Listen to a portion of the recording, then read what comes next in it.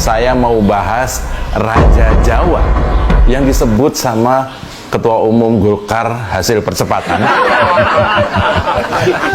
Bahlil Lahadalia, yang kemarin fotonya nyebar lagi duduk selonjoran, ya kan, santai sambil megang jidat dan menikmati kopi dingin yang harga sebotolnya katanya 35 juta. Ya, cerita soal mengalahkan Raja Jawa ini bermula ketika sebuah kerajaan Konoha yang dipimpin oleh Yang Mulia Raja Mulyono, ya, atau nama lengkapnya adalah Raja Mulyono Sengsoro, yes. Raja Mulyono sebelum bertahta, dia adalah seorang adipati di sebuah wilayah berpenduduk sedikit, tapi rajinya luar biasa nih. Bangun tidur dia sudah keliling kota, membawa wartawan dan beberapa ajudannya, menelusuri gorong-gorong kerajaan untuk membangun citra sebagai raja yang sederhana. Luar biasa. Dimulai dengan luar biasa, ya. Untuk itulah, karena sering ke gorong-gorong tadi, ya, sang Raja Mulyono Sengsoro Yes ini ketika muda mendapat julukan sebagai seorang pangeran gorong-gorong. Tapi karena kepandaian Mulyono ini dalam membohongi banyak warga kerajaan, bisalah kemudian dia bertahta dengan segala cara. Bahkan sampai 1 dasawarsa, 10 tahun lamanya. Padahal dia berasal dari keluarga yang biasa, tidak berdarah biru, juga tidak berdarah merah. Ya, Mulyono ini awalnya tidak punya darah yang berwarna, tidak berdarah biru, juga tidak berdarah merah. Konon, meski oleh seniornya, Mulyono ini diberi ramuan akar merah, sebuah akar yang bagus sekali, warnanya merah, tapi sampai sekarang darahnya tidak juga berwarna merah. Malah berakhir kemarin kita lihat semua darahnya tiba-tiba berwarna kuning. Ketika memerintah di periode pertama, ini masih soal raja tadi, dia menjadi raja yang bijak, adil, dan terlihat nggak punya nafsu berkuasa awalnya. Maka rakyat mengeluk-elukan, mendewa-dewakan, bahkan dibuat berbagai patung sesembahan.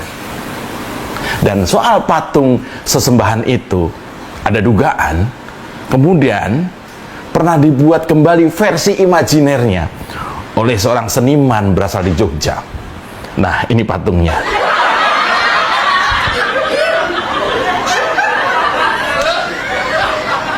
Gimana? Keren banget kan patungnya? Tapi apa yang terjadi kemudian? Merasa kurang puas sebagai raja, maka Mulyono Sengsoro Yes ini dengan pelan tapi masif membangun kekuatan agar bisa menjadi raja selamanya. Orang-orang yang berjasa disingkirkan, perguruan tempat ia ditempa di bumi hanguskan.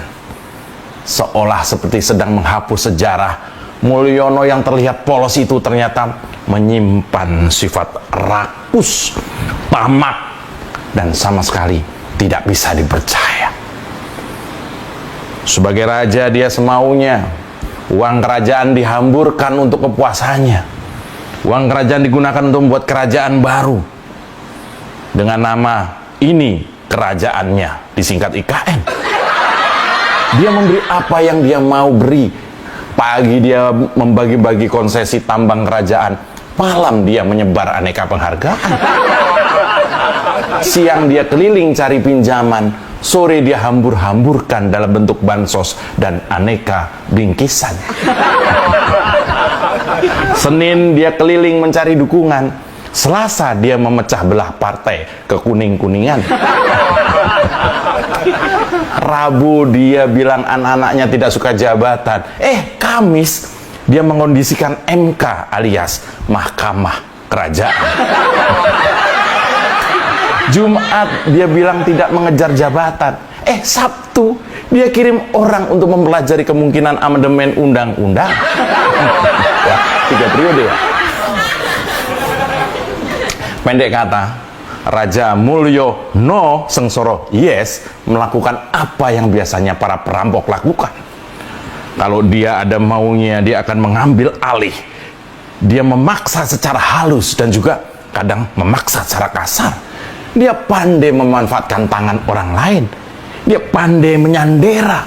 Dia tidak mau belepotan. Dia fokus kepada tujuan, sehingga kemudian para abdi dalamnya, para pembantunya, orang-orang terdekatnya, para penjilatnya menjuluki dia sebagai raja yang jahat dan jumawa. Biasanya disingkat sebagai raja yang ja dan wah. Jadi ja dan wa di sini bukan nama pulau atau suku, tapi kependekan dari jahat dan jumawa. Raja ini bukan cuma jahat, tapi juga jumawa alias sombong dan tidak suka menabung. Saya sebagai orang Jawa asli, bapak ibu saya dari Jogja, kemarin sempat kaget ketika Bahlil Lahadalia yang doyan istirahat sambil ngopi mahal itu. Jadi Bahlil, sang pejabat kesayangan Mas Mulyono itu, saat memberi sambutan sebagai ketum Golkar di Munas Golkar, dia bilang begini, Raja Jawa itu kalau kita main-main celaka kita. Saya mau kasih tahu saja, jangan coba-coba main dengan barang ini. Waduh, ngiri-ngiri sedap barang ini. Jadi Bahlil bilang, sebagai kader Golkar jangan sampai berani bermain-main dengan sosok yang disebutnya sebagai Raja Jawa, karena bisa membawa celaka. Nah, tapi ya, Bahlil ini tidak menjelaskan sosok raja yang dimaksud itu siapa. Nah, kemudian inilah orang-orang banyak menafsirkan sosok Raja Jawa yang dibilang Bahlil ini. Ada yang bilang itu adalah Raja Api dari cerita Avatar. Ada yang bilang yang dimaksud Raja Jawa oleh Bahlil tak lain tak bukan adalah ya Mulyono Sengsara Yes yang ada dalam cerita saya tadi.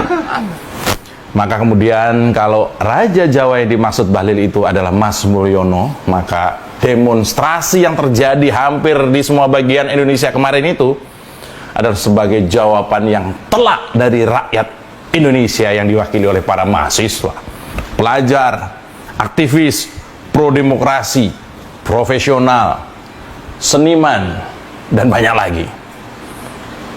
Para demonstran dengan gamblang menjawab arogansi Mas Mulyono.